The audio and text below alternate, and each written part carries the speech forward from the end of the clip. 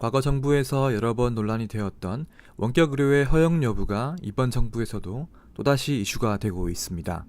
원격 의료만큼 의료계의 반발을 불러일으키는 뜨거운 감자도 없는데요. 또한 한국처럼 원격 의료가 명시적으로 금지된 나라도 사실은 찾아보기 어렵습니다. 과연 무엇이 문제이기에 이러한 논란이 계속 되풀이되는 것일까요? 원격 의료 문제의 실마리를 어떻게 찾을 수 있을지, 어떤 오해와 근본적인 난관이 있을지를 짚어보려 합니다. 먼저 원격 의료와 원격 진료를 구분해야 합니다. 현재 전문가들도 이 용어를 혼용하며 문제를 더 복잡하게 만드는 경우가 적지 않습니다. 원격 의료는 상당히 넓은 개념이며 환자에게 제공하는 방식을 기준으로도 다양한 유형이 존재합니다.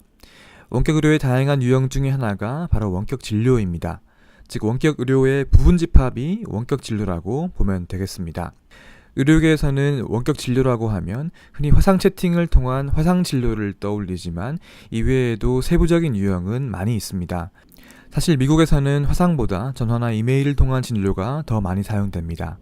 뿐만 아니라 진료 기록이나 의료 영상 및 병리 사진을 전송하여 2차 소견을 제공받는 서비스나 스마트폰 앱과 디바이스로 심전도나 피부 사진을 측정해서 소견을 받는 서비스도 있습니다.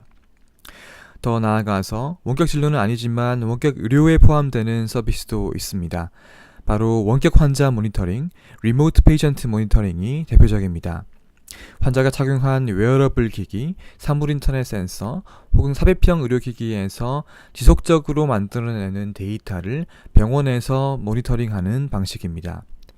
이러한 원격 환자 모니터링이 만성질환 환자의 건강 개선에 유의미한 효과가 있다는 근거들이 도출되고 있으며 특히 올해부터는 미국에서 보험 적용도 되고 있습니다. 국내 의료계에서도 이 원격 환자 모니터링은 합법화를 요구하는 목소리가 있습니다. 예를 들어 대한부정맥학회에서는 삽입형 제세동기, 즉 ICD의 원격 모니터링은 허용해달라고 주장하고 있습니다. 부정맥 환자에게 이식하는 이 기기는 원래 원격 모니터링 기능이 있음에도 불구하고 국내에서는 그 기능을 사용하지 못하고 있습니다. 두 번째로 원격 의료의 허용이 의료 산업을 활성화할 가능성은 별로 없다는 점을 이해해야 합니다. 이번 정부에서도 이 부분을 오해하고 있는데요. 한국에서 의료는 수익성이 매우 낮은 산업입니다. 단일 건강보험과 요양기관 당연 지정제에 따라서 모든 의료 행위의 가격을 정부에서 정해놓고 있으며 의료계의 주장대로 그 가격은 낮은 실정입니다. 때문에 병원의 수익성은 악화되며 적자를 내는 병원도 많습니다. 특히 문재인 케어 하에서의 의료기관의 수익성은 더욱 악화될 것입니다. 원격 의료도 여기에서 예외일 수는 없습니다. 사실 의료 산업을 이야기하려면 영리법인 병원 허용이라는 또 다른 큰 이슈가 관여하게 됩니다. 현재 한국에서 주식회사와 같은 영리법인은 법적으로 병원을 설립할 수가 없습니다. 하지만 이를 차치하고서라도 기본적으로 기업은 돈이 안 드는 일을 하지 않습니다. 안타깝지만 한국에서 의료는 돈이 안 됩니다.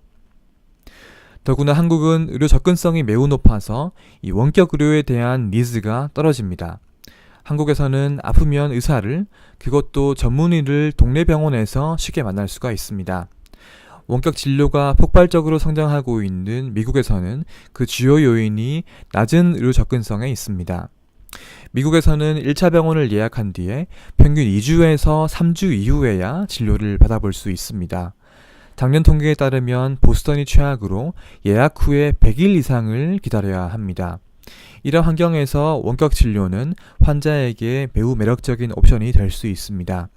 예를 들어서 미국 원격 진료 시장의 선두 기업인 텔라닥은 10분 내에 의사를 만나게 해주겠다고 광고합니다.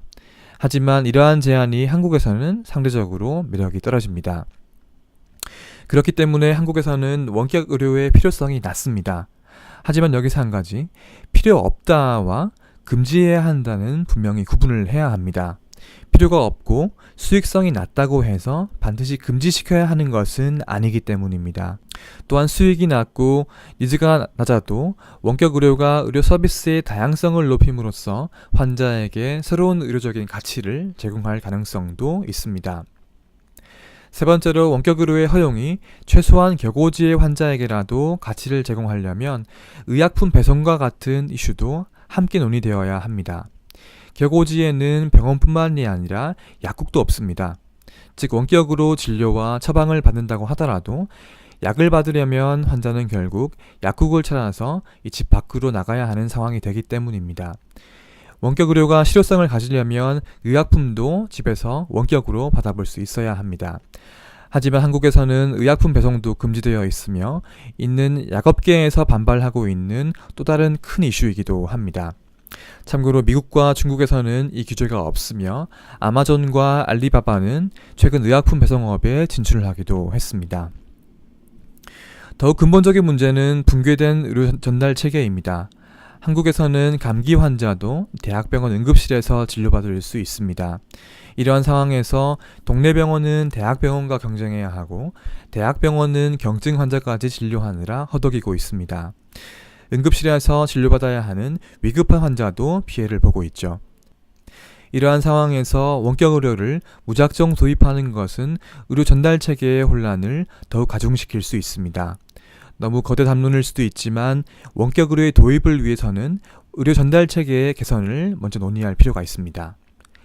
결국 이 모든 것은 신뢰의 문제입니다. 해결하기 가장 어려운 문제이며 가장 근본적인 문제이기도 합니다.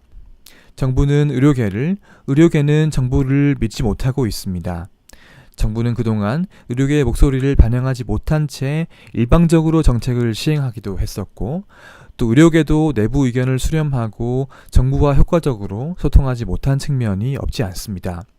현 상황에서는 이 정부가 내어놓는 안에 대해서 의료계는 반발부터 하며 정부는 의료계의 근본적인 문제와 요구를 이해하지 못하고 있는 것 같습니다. 요약하자면 원격 의료는 무척이나 복잡한 이슈입니다. 일단 문제나 이 논의의 범위부터 제대로 정의되어 있지 않습니다. 또한 시행의 결과에 대한 이해나 더 근본적인 문제의 해결 없이 이 표면적인 이슈만 반복해서 제기되고 있습니다. 그 과정에서 이해관계자들 사이에 불신은 더 쌓여만 가고 있습니다. 가장 아쉬운 점은 원격 의료가 이미 정치 이슈화되어서 토론조차 하기 어렵다는 것입니다. 해외에서는 허용되는 것이 한국에서는 왜 안 되는지, 한국의 의료 시스템에는 어떤 근본적인 특성이 있는지, 원격 의료에 앞서서 해결해야 할 의료 시스템의 모순은 없는지, 원격 의료가 의학적으로 얼마나 근거가 있으며 환자에게는 얼마나 도움을 줄 수 있는지 등을 논의할 수조차 없는 상황입니다. 의료는 국민의 건강을 책임지는 사회의 근간이며 복지이자 산업이기도 하고 논리와 근거로 판단하는 과학이기도 합니다.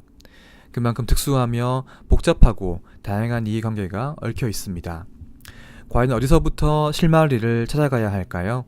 사회적 협의와 이해관계자들 사이에 신뢰가 없는 이상 안타깝게도 그 실마리를 찾기란 쉽지 않아 보입니다.